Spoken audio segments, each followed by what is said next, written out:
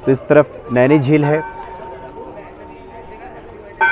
और नैनी झील के ठीक उत्तर की तरफ माँ नैना देवी विराजमान हैं।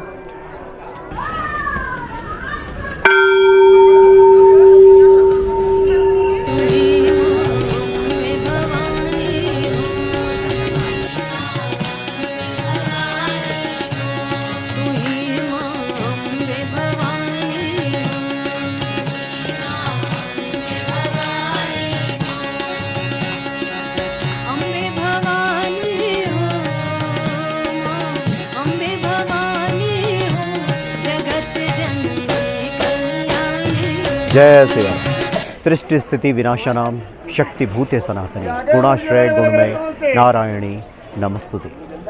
इस वक्त हम नैनीताल में हैं और यहाँ माँ नैना देवी का मंदिर है। माँ नैना देवी यानी भगवान शिव ने माता सती के शव को लेकर जब भगवान शिव तांडव कर रहे थे, उस वक्त भगवान विष्णु ने अपने सुदर्शन चक्र से माता के शव के जो टुकड़े किए तो माँ का जो नयन है, जो आँखें हैं, यहाँ पे आके गिरी। इसलिए माँ नैना देवी के नाम से मशहूर है। कैंची धाम बाबा नीम करोड़ी के दर्शन के बाद लगभग 11:30 बजे हम निकल पड़े नैनीताल। कैंची धाम से नैनीताल की दूरी लगभग 17 किलोमीटर है। अनुमान था कि हम लोग अधिकतम 2 घंटे में नैनीताल पहुंचकर मां नैना देवी के दर्शन करेंगे। सुबह से ही हल्की हल्की बारिश हो रही थी, वातावरण में ठंडक भी थी, लेकिन कभी कभी बारिश के बाद की उमस परेशान भी कर रही थी।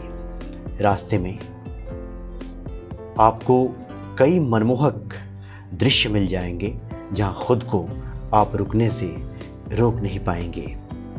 जगह जगह ऐसे सेल्फी पॉइंट, व्यू पॉइंट बनाए गए हैं जहां कुछ देर के लिए तो व्यक्ति रुक ही जाए।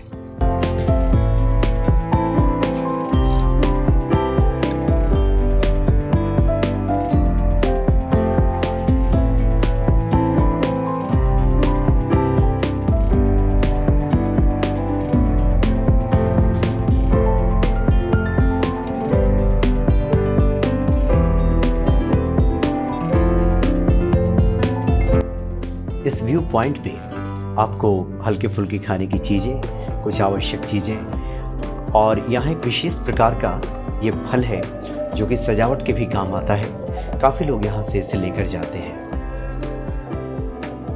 वैसे तो आप पेड़ों के नीचे से भी इसे उठा सकते हैं। आप अगर भ्रमण करेंगे पहाड़ों पे तो ये जो फल है इसका सूखा हुआ ये रूप है, ये आपको जहाँ तहाँ मिल जाएगा, लेकिन इसको दुकानों में सजा के भी रखा गया है और बहुत सारे लोग एक याद के तौर पे इस विशेष फल को अपने पास रखते हैं, ले जाते हैं और अपने बैठक कक्षों की शोभा बढ़ाते हैं। तो बड़ा अद्भुत दृश्य यहाँ से दिखाई पड़ता है। छोटे छोटे घर और उन घरों तक पहुँचने के लिए भी आपको लंबी दूरी तय करनी पड़ेगी। भले ही देखने में लगता है कि ये करीब है, लेकिन यहाँ तक पहुँचते पहुँचते आपको 1 घंटे से ज़्यादा का समय लग सकता है। इतने घुमावदार रास्ते हैं।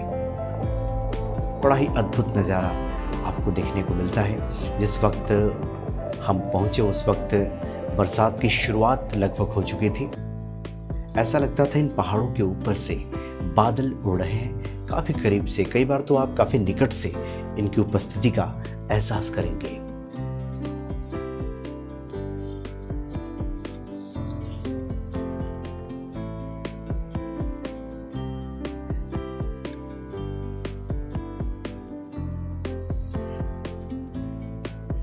वैसे हल्की हल्की ठंड ने दस्तक देना शुरू कर दिया था, लेकिन कभी कभी धूप निकलने के बाद अचानक ठंड से उमस, ये स्थिति ज़्यादा लोगों को परेशान करती है कि आपको समझ ही ना आए कि कब ठंड लगेगी और कब गर्मी।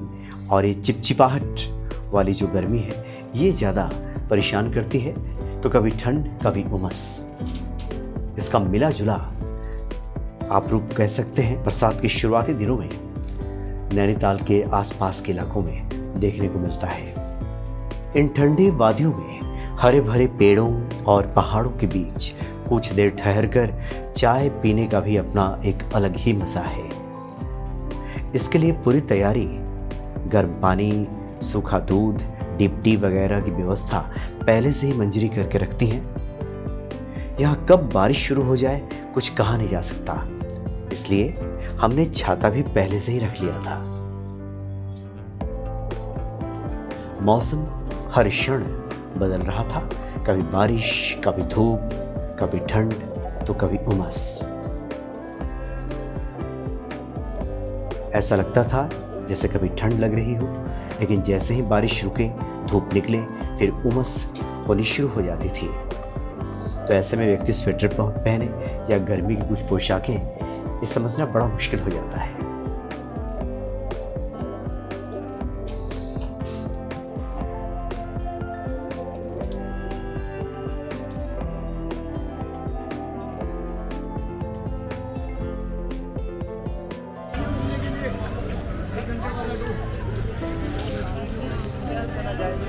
दिन के 3 बजे जब हम लोग नैनीताल मां नैना देवी के दर्शन के लिए पहुंचे, उस वक्त भी हल्की बारिश हो रही थी।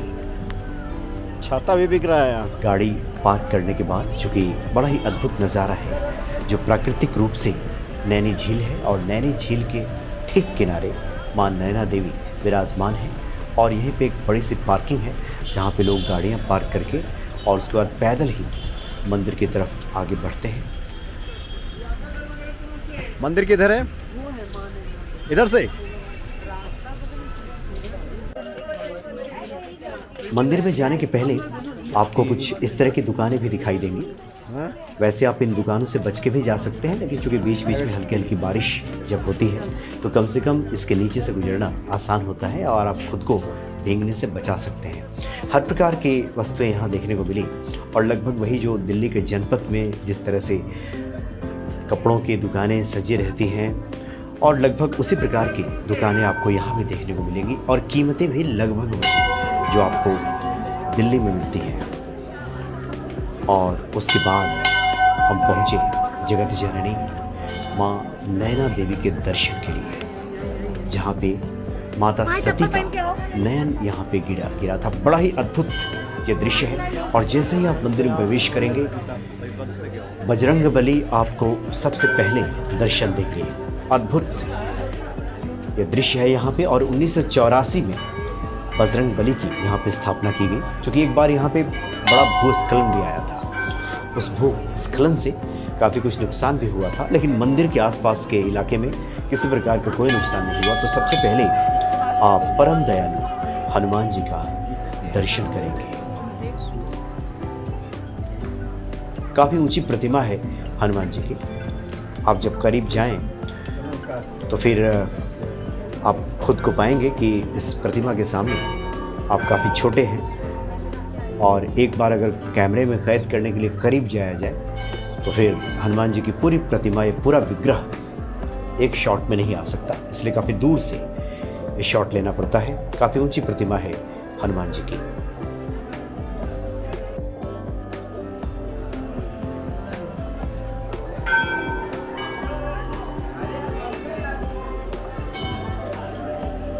और ये मुख्य मंदिर है माँ नैना देवी का। और यहाँ से मंदिर से ठीक सामने आप देखेंगे तो बड़ा मनोरम दृश्य दिखाई पड़ता है। ये चूँकि प्राकृतिक रूप से ये पहाड़ियाँ, दो तरफ पहाड़ियाँ हैं, बीच में झील है और फिर माँ नैना देवी का ये अद्भुत मंदिर है। बड़ा शांत वातावरण है और स्वच्छता और शुद्धता वायु की तो बिल्कुल अद्भुत आप कह सकते हैं।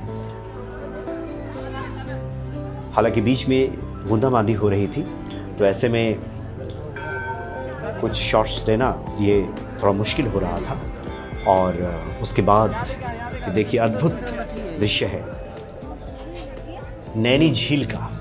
नैनी झील में कुछ लोग नाव की भी व्यवस्था है। और यहाँ देखेंगे इतना शुद्ध पानी है, इतना निर्मल है ये जल कि मछलियाँ भी आपको साफ साफ दिखाई देती हैं।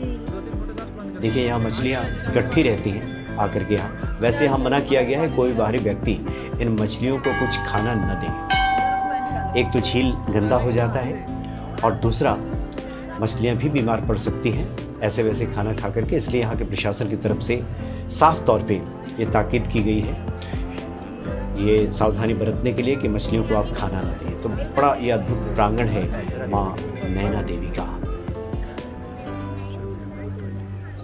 और आमतौर पे पहाड़ों पे जिस शिल्प का इस्तेमाल किया जाता है मंदिरों के निर्माण के लिए, कुछ उसी शैली में इस मंदिर का भी निर्माण किया गया है।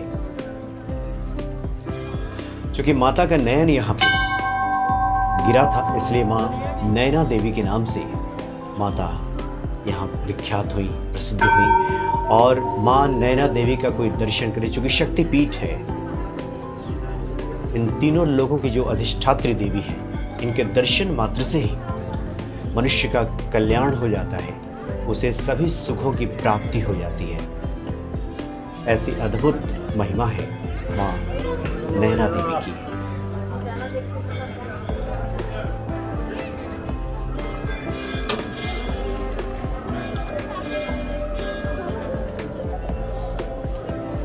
माँ नैना देवी जिनके दर्शन मात्र से ही लगता है कि सभी पापों का नाश हो गया और समस्त सुखों की प्राप्ति हो गई। बड़ा अद्भुत दर्शन होता है माँ नैना देवी का। और एक यहाँ पे प्रतिमा भी लगाई गई है उसी प्रांगण में, क्योंकि माता के नयन यहाँ पे गिरे थे तो शक्तिपीठ बना यहाँ पे।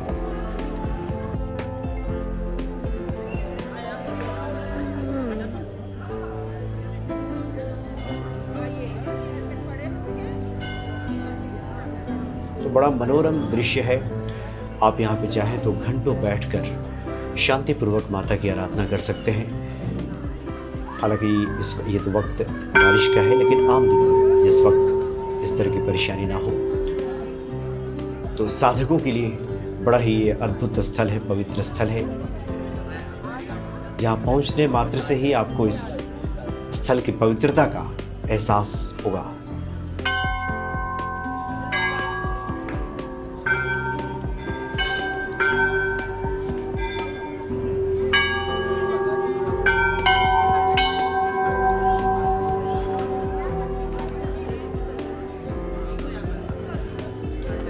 माँ नैना देवी मंदिर से सटे ही दशावतार मंदिर है, जिसमें भगवान विष्णु के सभी अवतारों का बड़ा विस्तृत वर्णन किया गया है और यहाँ पे मूर्तियाँ स्थापित की गई हैं। और यहाँ से भी इस नैनी झील का बड़ा ही अद्भुत नज़ारा देखने को मिलता है।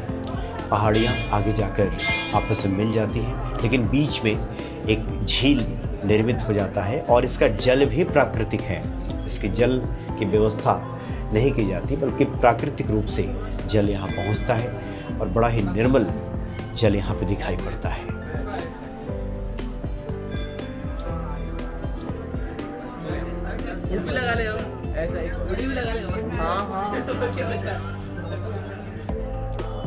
दशावतार मंदिर,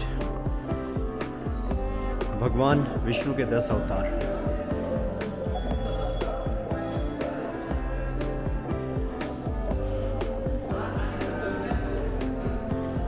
लाइन से भगवान विष्णु के 10 अवतार हुए। कल की अवतार होगा।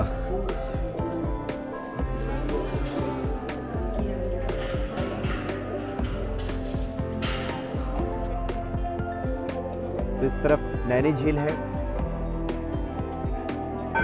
और नैनी झील के ठीक उत्तर की तरफ माँ नैना देवी विराजमान है। और यहाँ पे माता के दोनों नयन यहाँ पे गिरे थे। हालांकि 1880 में एक भूस्खलन यहाँ पे आया था, उसके बाद फिर से मंदिर का जीर्णोद्धार कराया गया। बड़ी संख्या में यहाँ पे श्रद्धालु पहुँचते हैं और वैसे भी शक्तिपीठ है, जहाँ जहाँ माता सती के अंग गिरे वो शक्तिपीठ बना। इसलिए जो भी भक्त यहाँ पे आते हैं माता नैना देवी से प्रार्थना करते हैं, उनकी पूजा करते हैं, उनकी समस्त मनोकामनाएं पूर्ण हो जाती हैं। तो बड़ा अद्भुत ये दृश्य भी है, अद्भुत यहाँ पे शांति भी है। माता नैना देवी सबके मनोरथ पूर्ण करती है।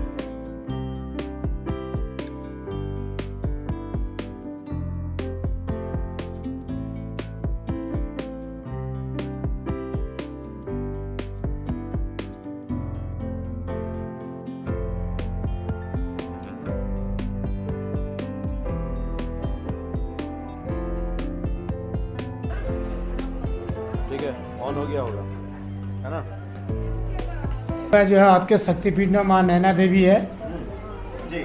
शक्तिपीठ में माँ नैना देवी, यहाँ पे जो है आपका माँ सती का बायां नेत्र गिरा हुआ है, तो यहाँ पे विराजमान है। आपके 51 शक्तिपीठ में एक शक्तिपीठ है माँ नैना देवी दुर्गा।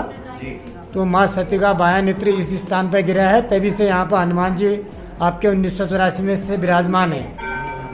माँ का बायां नेत्र आपके इसी स्थान पर है, दायां नेत्र आपके हिमाचल पंजाब के बीच में बिलासपुर पर है। माँ का दायां नेत्र वहाँ पिंडी स्वरूप में, इधर मूर्ति स्वरूप में है। जो ये शक्तिपीठ में है आपके आदि अनादि 51 शक्तिपीठ में शक्तिपीठ माँ नैना देवी यहाँ पे विराजमान है। देश प्रदेश से यहाँ काफ़ी श्रद्धालु आते हैं, जिनकी मन्नत जो है माँ भगवती मनोकामना पूर्ण करती है। तो हर वर्ष की भांति यहाँ पे जो है आपका आयोजन होता है, माँ भगवती का जन्मोत्सव मनाया जाता है। तो उसमें काफ़ी श्रद्धालु भक्ति भाव से माँ को श्रद्धा अर्पण पूजित करते हैं। माँ नैना देवी के दर्शन के बाद रात्रि ने अपना पहरा देना शुरू कर दिया था। बड़ा जगमग लग रहा था ये पूरी घाटी, इसका पूरा नज़ारा, और जो अब तक पहाड़ों का दर्शन हो रहा था, अब सिर्फ यहाँ रोशनी की जगमगाहट यहाँ पे दिखाई दे रही थी। उसके बाद हम लोग अपने गंतव्य स्थल जहाँ हम ठहरे थे वहाँ चले गए, क्योंकि अगली सुबह हमें दर्शन करना था उस मंदिर का जिसे बाबा नीम करोड़ी ने सबसे पहले बनवाया था, यानी हनुमानगढ़ नैनीताल।